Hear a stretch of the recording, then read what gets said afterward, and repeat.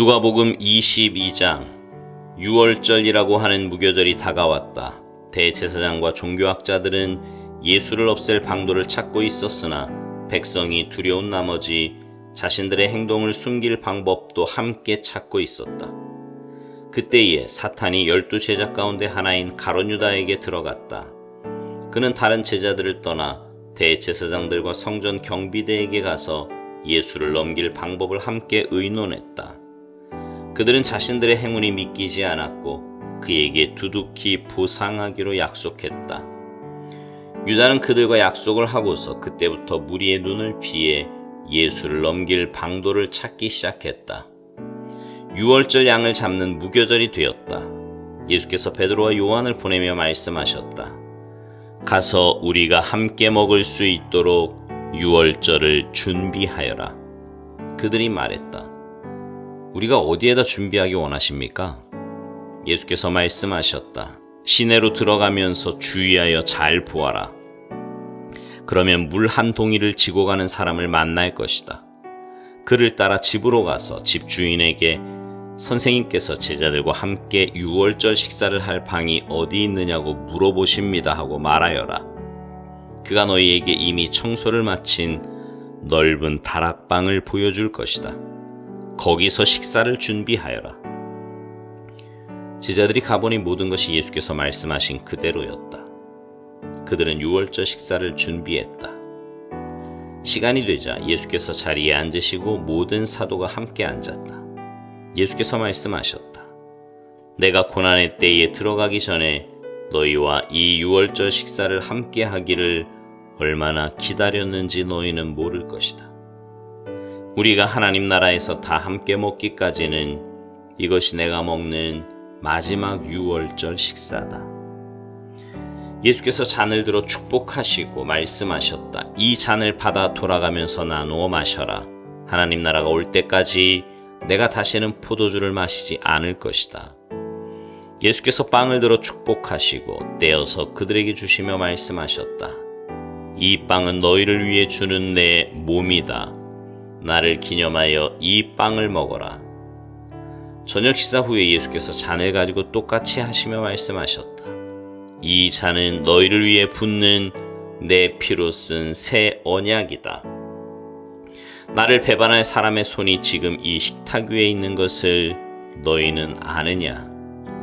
인자는 이미 정해진 길을 가는 것이니 이것이 전혀 뜻밖의 일은 아니다. 그러나 인자를 배반하여 넘겨줄 그 사람에게는 오늘이 파멸의 날이다. 그들은 그런 일을 할 자가 누구인지 궁금해서 서로 의심하며 묻기 시작했다. 제자들이 자기들 가운데 누가 가장 크게 될지를 두고 말다툼을 벌였다. 그러자 예수께서 개입하셨다.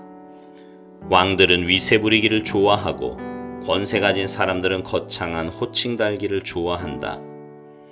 너희는 그래서는 안 된다. 너희 가운데 선배는 후배처럼 되고 지도자는 종의 역할을 맡아라. 저녁 식사를 하는 사람과 시중 드는 사람 가운데 너희는 어느 쪽이 되고 싶으냐? 너희라면 시중 받으면서 식사를 하고 싶지 않겠느냐? 그러나 나는 너희 가운데서 섬기는 자리에 있었다. 너희는 크고 작은 시련 중에도 끝까지 나에게 충실했다. 이제 나는 내 아버지께서 내게 주신 왕의 권세를 너희에게 준다. 그리하여 너희는 내 나라에서 내 식탁에 앉아 먹고 마시며 하나님 백성의 회중 가운데서 책임을 감당할 힘을 얻게 될 것이다.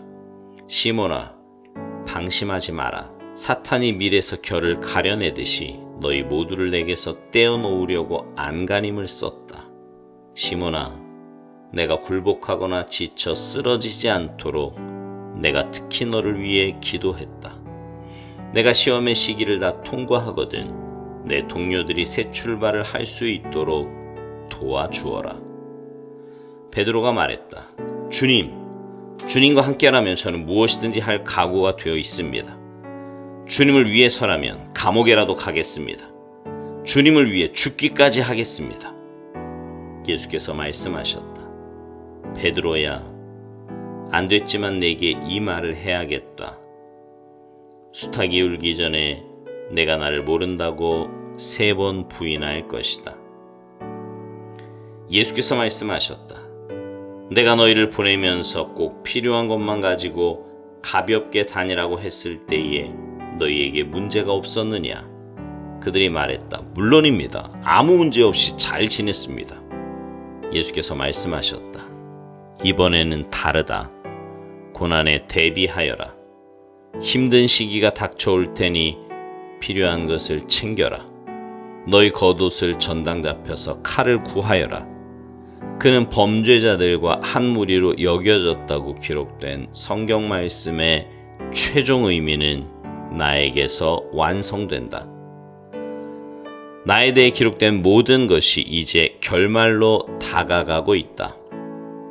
제자들이 말했다. 보십시오, 주님. 칼 2자루가 있습니다. 그러자 예수께서 말씀하셨다.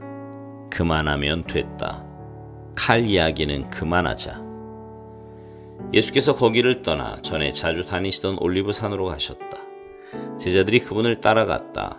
그곳에 이르자 예수께서 말씀하셨다. 유혹에 넘어가지 않도록 기도하여라. 예수께서 그들을 떠나 돌을 던져 닿을 만한 거리에 가셨다. 거기서 무릎을 꿇고 기도하셨다. 아버지, 이 잔을 내게서 거두어 주십시오. 그러나 내가 원하는 대로 하지 마시고 아버지께서 원하시는 대로 행하십시오. 아버지께서 원하시는 것이 무엇입니까? 그때 하늘에서 천사가 나타나 그분 곁에 서서 힘을 북돋아 주었다. 예수께서 계속해서 더욱 간절히 기도하셨다. 예수의 얼굴에서 쏟아지는 땀방울이 마치 핏방울 같았다. 예수께서 기도를 마치고 일어나셔서 제자들에게 돌아와 보니 그들이 슬픔에 잠겨 잠들어 있었다. 예수께서 말씀하셨다.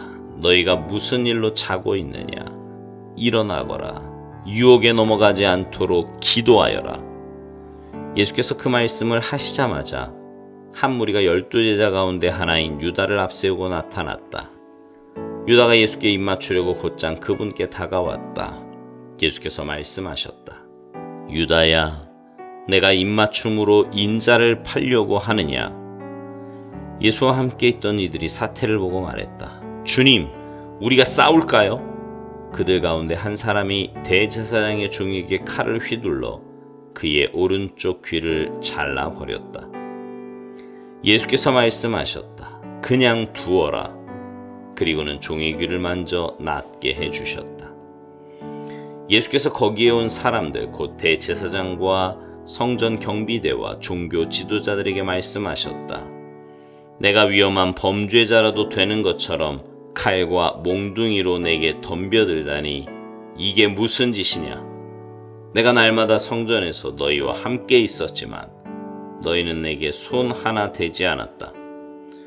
그러나 이제 너희 뜻대로 하여라. 지금은 어두운 밤이요 어두운 시간이다. 그들이 예수를 체포해서 대제사장의 집으로 끌고 갔다. 베드로는 안전한 거리를 두고 뒤따라갔다. 사람들이 안뜰 한가운데서 불을 피우고 둘러앉아 불을 쬐고 있었다. 불가에 앉아있던 여종 하나가 베드로를 알아보았다. 그리고 다시 유심히 보더니 말했다. 이 사람도 저자와 함께 있었어요. 베드로가 부인했다. 여자여, 나는 그를 알지 못하오. 조금 있다가 다른 사람이 베드로를 알아보고 말했다. 너도 저들과 한패다. 그러나 베드로는 잡아댔다. 이 사람아, 나는 아니라고. 1시간쯤 후에 또 다른 사람이 아주 단호하게 말했다. 이 사람은 저자와 함께 있었던 것이 틀림없소. 갈릴리 사람이라는 표시가 이 사람의 온몸에 새겨져 있어. 베드로가 말했다. 이보시오, 나는 당신이 무슨 말을 하는지 모르겠소. 바로 그때 베드로가 마지막 말을 끝마치기 전에 수탉이 울었다. 그때 주님께서 고개를 돌려 베드로를 바라보셨다. 베드로는 수탉이 울기 전에 내가 나를 3번 부인할 것이다 라고 하신 주님의 말씀이 생각났다. 그는 밖으로 나가서 하염없이 흐느껴 울고 또 울었다. 예수를 맡은 자들이 그분을 마구 때리며 조롱하기 시작했다. 그들은 예수께 눈가리개를 씌우고 놀렸다. 이번에 너를 친 사람이 누구냐? 그들은 그분을 가지고 신나게 놀았다. 아침이 되자 백성의 종교 지도자와 대제사장과 종교학자들이 다 모여서 예수를 최고 의회 앞으로 끌고 갔다. 그들이 말했다. 내가 메시아냐? 예수께서 대답하셨다.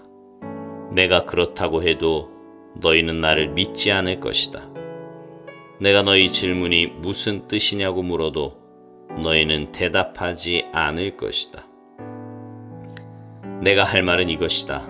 이제 후로는 인자가 하나님의 오른편 권능의 자리에 앉게 될 것이다. 그들이 일제히 말했다.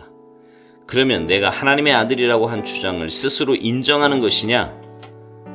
그 말을 계속하는 사람은 너희다. 예수께서 말씀하셨다.